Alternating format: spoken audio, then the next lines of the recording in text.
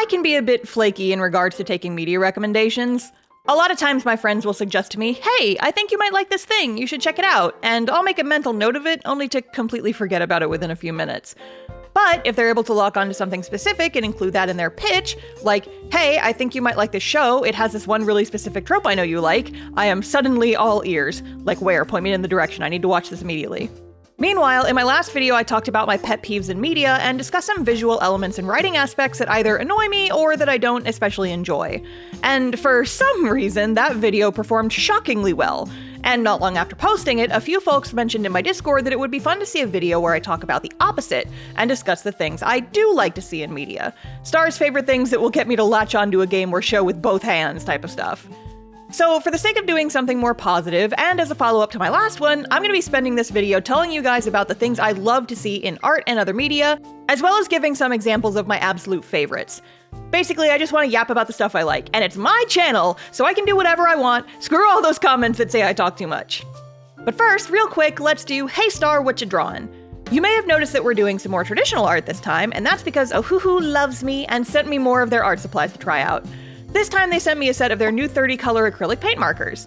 While I've never been huge into painting in general, I was intrigued by the idea of combining acrylic paints with markers, so while I ramble about my favorite media tropes, I'm going to spend some time doodling some of my original characters, and I'll talk more about my thoughts on these markers at the end of the video. So, with that out of the way, let's get into it. First, let's focus on some visual things. Most of the stuff discussed here is probably going to be pretty obvious. After all, I developed my art style by just yoinking things I like from other art styles and meshing them together into whatever my art style is called. Side note, but why do I keep getting comments asking what my art style is called? Like, it doesn't have a name, it's just how I draw. Are people naming their art styles now? This is a genuine question. I've gotten so many comments about this recently, and I'm very confused as to why. Anyway, Star's favorite art style things, ready, set, go. First of all, I love thick and dramatic line art. The World Ends With You was a particularly big art style inspiration for me when I was younger, and I absolutely adore how that game looks. There's just something so cool and dynamic about big, bold, graphical line art that really helps exaggerate the shapes and material of whatever you're drawing. For example, I love inking really shiny materials because you can do a lot with the way the metal reflects in different ways depending on the shape of the object. You'll see a bit of that while I work on these doodles. I also feel like a thick line art style really helps the art stand out and make a bigger impact. So many series, especially modern anime, do very thin line art with little to no line width variation, almost like they don't want the line art to be visible at all. And while that isn't a bad thing necessarily, I personally just always prefer a show that does something more meaningful and interesting with how they draw their line work. And I know, it's partially a budgetary restriction a lot of the time, but there's just something so cool about seeing a show really embrace line art as a key feature in its artistic language. Side note, but this is the exact reason I wish Demon Slayer was good. I've tried watching Meat Guys multiple times, and I really wanted to like it because the art is so pretty and nice to look at, but I gave up on it every single time because it just couldn't hold my interest. I'll slap some more thoughts up on screen if you guys want to pause to read, but in the interest of time, we are moving on! One of my favorite art styles that utilizes thicker line work I've come across in recent years is a Japanese mobile game called Graffiti Smash. It's not super popular, and the only reason I know it exists is because I got some ads for it while I was living in Japan, and also one of the main characters looks a lot like one of my webcomics main characters. It was never a popular game, and I don't even think it's still being serviced, but I love the art style for it. In fact, a little bit of Star lore for you guys. If you've ever noticed the blue or purple underlighting I do in my line art sometimes, I absolutely stole that from Graffiti Smash. I love it. Thank you for this meal, beautiful video game I never got to play. Other things I find myself drawn to visually are bright, cartoony colors and fun shapes. It's a bit hard to describe, but I really like when an art style has interesting shape language to it.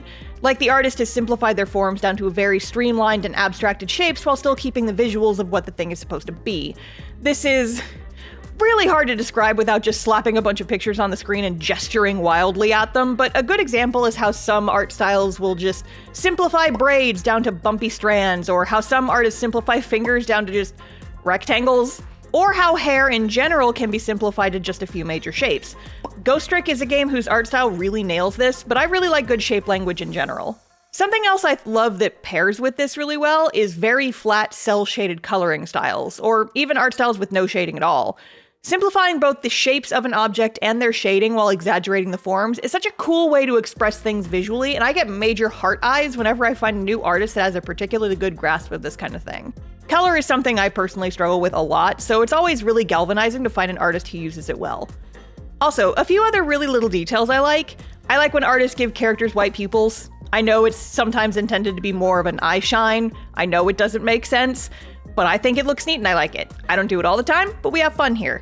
Characters with fun shapes for pupils are also really fun. I sometimes draw my D&D character Verity with diamond-shaped pupils, and I've also seen people who do like hearts and stuff. I don't know, I like fun eyes. It's cute and it's fun to look at, even if it doesn't make sense all the time. It's fine. Last but not least on my visual list are super expressive characters. I love it when an artist is willing to push the expressions of the characters to really nail a particularly big emotion or feeling. This is actually one of the reasons I draw my characters with such big eyes. I really love expressive eyes, and making the eyes so big lets me go wild and draw big dynamic expressions. I filled who knows how many pages of my sketchbooks with nothing but headshots of characters making different faces. They're just so fun to look at and draw, and I love it when artists are willing to push their characters a little off model to get a particularly good funny face. And for the record, I'm not talking about the really simplified kind of chibi-esque expressions you get in anime sometimes.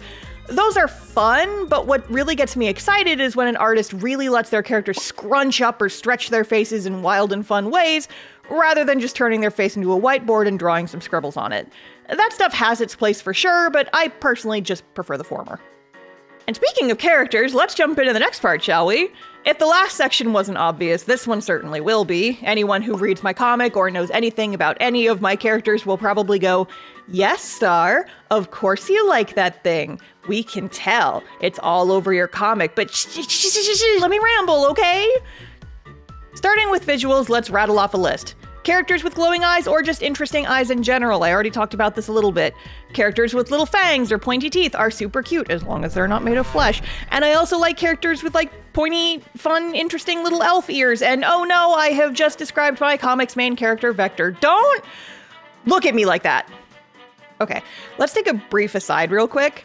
I've talked in other videos, and also my book about making webcomics, link in the description, wink, about how if you're spending a ton of time and effort on making a webcomic or an original story of any kind, you should put all your favorite things in there. All of them. Webcomics are generally hobby endeavors, and since you don't necessarily have to worry about making your work super marketable, you're free to just put all your favorite things to draw in it. And making your characters really fun to draw can help keep you motivated as well. I like characters with glowing eyes, pointy teeth, and pointy ears. Boop! I put them all into one character, and he's literally our main protagonist. This is my son, and I love him. In addition, I also really love angry, fighty female characters. As a lady person myself, who has definitely felt the societal pressures to not be too aggressive lest you be unladylike, I love seeing female characters get to be pissed. That's like the entire reason Ariana is like that. I've often cited her as the asshole I wish I could be because, yeah, I can be a doormat. I'm a chronic people pleaser, but she doesn't have to be. She can be mean and a girl, and people still like her. Especially me, I like her. And can I be honest? Writing for her and some of my other similar characters has actually made me more comfortable sticking up for myself in situations where I normally would have just let people walk all over me. Who would have thought that sticking your personal demons into fictional little guys and putting them in situations can help you grow as a person? What a concept! Additionally, badass girls are hot. I don't make the rules. I love women who can kick my ass, please and thank you, okay? Moving on. On the complete flip side, my taste in male characters is entirely different. Firstly, I love a guy who's a little dumb. Just a little silly. A little stupid. This is my way of saying I'm a shameless himbo enjoyer. I love dumb little guys! I can't help it! I also have a great affection for masculine characters who are on the more affectionate side. Basically, take your stereotypical idea of the mom friend and make them a dude, and this is Star's perfect man. Alphonse from Full Metal Alchemist was one of my first anime crushes when I was a little kid, and my tastes have not changed much. I love sweeties. You get me a sweetie who's also a goofy himbo? Oh my god, perfect man, please and thank you. In general, I also really love characters with super bright and happy personalities who are actually using that sunshiny attitude to cover up their own pain and trauma. Oh no, who put this picture of Frankie Kassoff here? Oh man, couldn't have been me. I would never do that. Read castoff-comic.com. In a broader sense, I also like seeing the specific character arc of emotionally closed-off character who keeps people at a distance due to trauma, and for better or worse, learns to slowly open up and care about people again. You know, the type of character where it wouldn't be unusual for Hello My Old Heart by the Oh Hellos to be on their character playlist.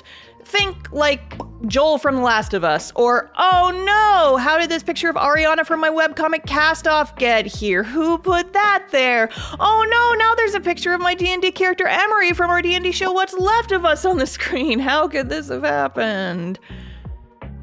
Lastly, one more little character design thing. I love ponytails. Anytime I see a cast lineup and there's a character with a ponytail, guy or girl, doesn't matter, 9 times out of 10, that one ends up being my favorite. I like ponytails. It kind of circles back around to the whole shape language thing I ranted about earlier. A ponytail or wearing your hair up just gives such an interesting silhouette to a character design, and they can be shaped in a ton of different ways. They're fun, and I like them. Fun fact, I didn't actually have any ponytails in Cast-Off originally, and spent a long time lamenting, dang it, I should have given one of my characters a ponytail. They're so much fun to draw, and I robbed myself of that fun. Only to realize that, hey, I have several characters who haven't been introduced yet. I can very easily just tweak one of their designs. So that's why Rory has a ponytail now.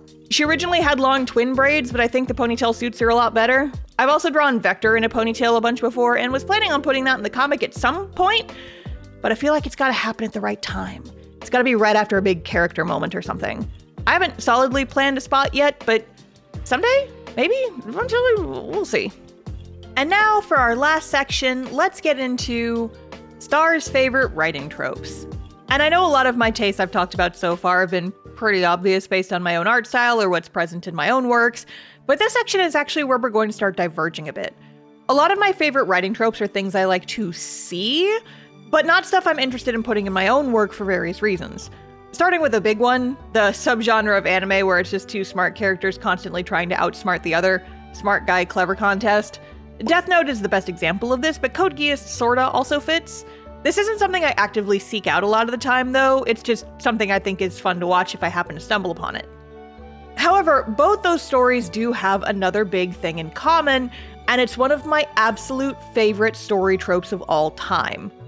Secret identities. A character having some sort of alternate identity or other big secret about themselves that they need to keep hidden. A secret that, if it gets out, could permanently damage or change their relationships with the people around them. Light is secretly Kira. Lelouch is secretly the Mass Rebellion leader Zero. Hell, this trope was the main reason I was so into Danny Phantom in high school. Characters having a secret double life they're hiding, the constant drama of when is their secret gonna get out, and the reactions from other characters when the secret does finally get out. I eat that stuff up. Legitimately my favorite trope in anything ever. I live for the drama. However, there are a few stipulations. Firstly, it has to be a dramatic irony situation. We, as the audience, have to know about the secret. Secondly, the secret the character is hiding ideally has some sort of effect on the people in their immediate surroundings, thus raising the stakes. Light is a secret serial killer, but he's also the son of the chief of police who are actively trying to catch him. Dexter from the show Dexter is also a secret serial killer who works in forensic science and sometimes winds up investigating his own crime scenes. Lelouch is the leader of a rebellion against the Britannian royal family, the same family he used to belong to. Danny Phantom is part ghost and his parents are ghost hunters. Rin from Blue Exorcist is the literal son of Satan, and he has to hide his demonic parentage from everybody he goes to demon hunting school with. The list goes on and on, folks. A subgenre of this trope is what I like to call the secret dragon trope, when a character appears human but is actually some kind of powerful creature in disguise. I mostly see this with dragons, but it applies to basically any kind of legendary or mythological creature. They look like a normal and unassuming human, but actually they're a super powerful creature in disguise. Yes, thank you, yes, more please. Some people might hear this and think I fall into the monster lover category, but it's not really that. I just like the intrigue of character hiding a big secret.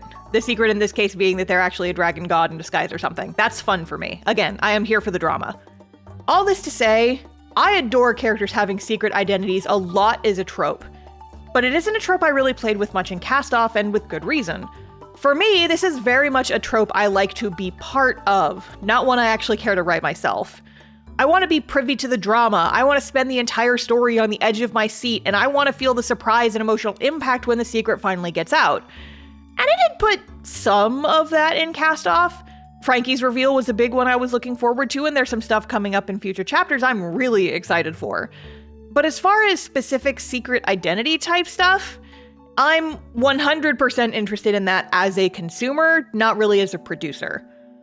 I do love using this trope for my D&D characters, though. Pretty much every character I play in a D&D campaign needs to have some kind of big spicy secret.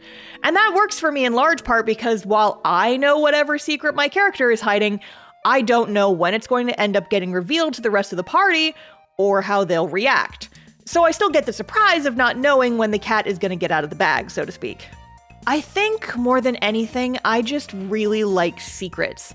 I love the drama, I love the intrigue, and I love watching what happens when the secret gets revealed.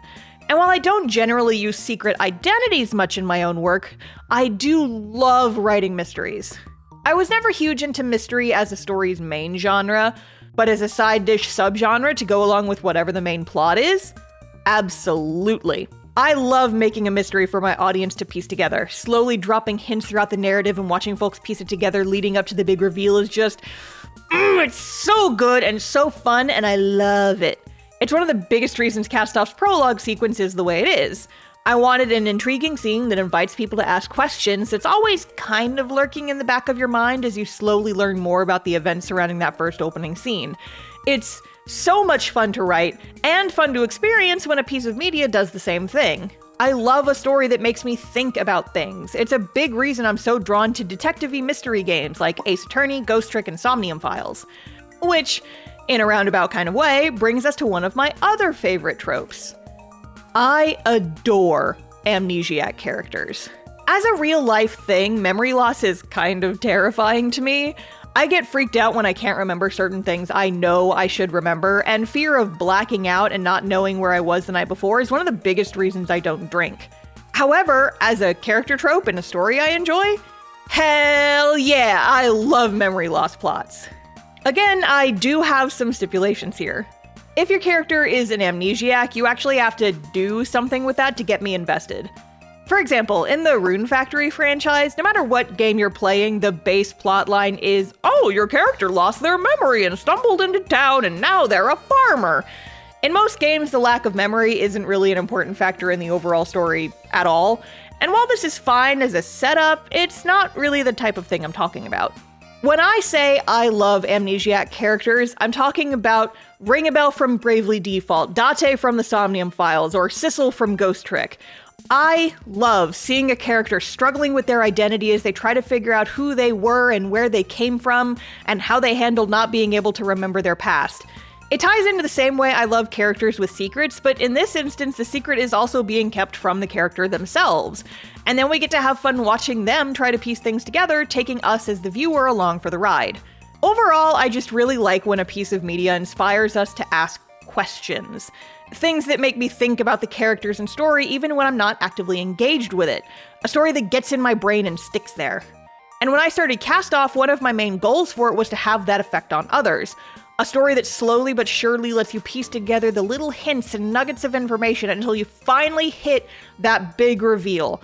And then when the truth is finally revealed, it lights up the story like a bombshell. That is my favorite thing. That is what I love to see. And speaking of the big reveal, here's the finished art I've been working on. I recorded myself drawing some of my D&D girlies, but I also have a few test pieces on another page I didn't record. Like I said before, I've never been much of a paint person for a number of reasons, but after I started inching back into traditional art, I was introduced to the concept of paint markers, and I'll admit I was intrigued. Unlike alcohol markers, paint is opaque, so you can color over other stuff and use them to add things like highlights. The main reason I started trying paint markers in the first place was to add my little underlight highlights on top of my ink, so I definitely wanted to experiment with that here. The set Ohuhu sent me has 30 colors, of which half are regular colors, 10 are metallics, and 5 are neons. They were sent in this cute little case, which is nice and convenient for keeping them all together, and they also included some swatch cards that I filled out for reference. The paints dry nice and matte, and they generally go down on the paper really easily, and in general, they're very opaque as long as you shake them before use. My first few times playing with them, I had the problem of the paint obscuring my sketch too much, and then I had to freestyle sketchless for the rest of my drawing. Plus, the markers are dual-ended with both a wide and a fine tip. The wide tip is good for coloring in large areas, and the fine tip lets you do very small detail work. The small size of the set does mean that there's not a lot of variation in the colors, but seeing as this is a newer product, I'm hoping Ohuhu will start coming out with more colors with a larger value range. I'd kill for some of these in darker shades personally. My biggest complaint with these is the same complaint I have with a lot of paint markers, and that's that I'm not a huge fan of the material the larger nib is made of. It tends to chew up the paper more than I'd like, and I wish it were made of something softer. Granted, in comparison, these do chew up my paper a lot less than other paint markers I've tried, but it's still a problem I had. I love the fine tip though. It feels really precise in a way I haven't been able to get out of most paint markers I've tried, and it allows for a lot of control. I tend to use the larger nib to color in the bulk of an area, and then use the fine tip to clean up the edges afterward. Now, I don't know if this is in the cards, but I think my perfect paint marker would be the same fine tip on one side and a brush tip on the other. I've used brush tips on paint markers before, but I still really like the fine control I can get with a smaller tip on these, and having them be dual-ended is really, really convenient. So, hey Ohuhu, I know you're listening, brush tip paint marker someday maybe? As for the characters I drew, in the top left is Lapis, my character from our newest home game. Then there's Emery from our show What's Left of Us, Verity, my paladin, and Felix, my little bard baby who I haven't drawn in a long time. I love these girlies a lot. If you'd like to try out these markers for yourself, I'll have a coupon code down in the description. Now then, I hope you guys enjoyed my rambles and some more traditional art, but now it's time for Star's Webcomic Corner, the part of the video where I recommend some of my favorite webcomics, boost my fellow creators, and give you guys something new and fun to read. So, let's get into it. Everyone in the world's got problems, and when you need someone to help you solve your problems, who better to turn to than your friendly local adventuring company? I mean, sure, the company's just one guy right now, and he's got quite a mess of his own issues to deal with, but that should work out fine, right? Right? Ingress Adventuring Company is a fantasy comic following Toivo, a half-elf wizard and former adventurer eager to use his magic to help solve other people's problems. And sure, maybe his methods are a little unorthodox sometimes, and maybe he's focusing on helping to solve other people's problems instead of worrying about his own, but I'm sure that attic full of ghosts in his house is totally fine and not anything he needs to be concerned about. And he definitely doesn't also need to worry about all the people in town suddenly being kidnapped by someone long thought to be dead. Someone he happens to have a pretty dark personal history with. Nope, I'm sure it's all totally fine, and don't even worry about it. Ingress is a comic I've been following for a few years now, and it's a very fun read. The art is super charming, having loose and whimsical line art and vibrant color palettes combined with a fun and varied cast of characters. And for those of you who have been wanting recommendations that use traditional art, this comic is illustrated with a mix of traditional line work and digital colors. It makes for a very unique look, and the pages are super fun to read through as a result. Plus, the writing is very quick-paced and engaging. The characters are fun and witty, and I found myself pulled in by both the sillier moments as well as the darker elements the story delves into. There's definitely a lot going on here, but the comic manages to balance it all really well, and I'm really excited to see where the story goes from here. If you'd like to check out the comic for yourself, you can read the entire thing for free on the website, so check the link in the description, and I hope you all enjoy. And that'll be it for this one. Thank you all for watching, and I hope you all enjoyed my very self-indulgent rambles. As always, these videos are made possible by my wonderful patrons, and especially my video shout-out to your patrons, Jared, Holly, and Mr. Donmatsu. Thank you all for helping me feed the kitties who kept interrupting while I tried to record footage for this video. Post in the comments if you got timestamps for the kitty invasions. If you'd like to get your name in my future videos along with all the cool folks scrolling by, as well as see comic pages early and get access to tons of other bonuses, check out my Patreon. Link is down in the description along with relevant links for all the other stuff I discussed in this video.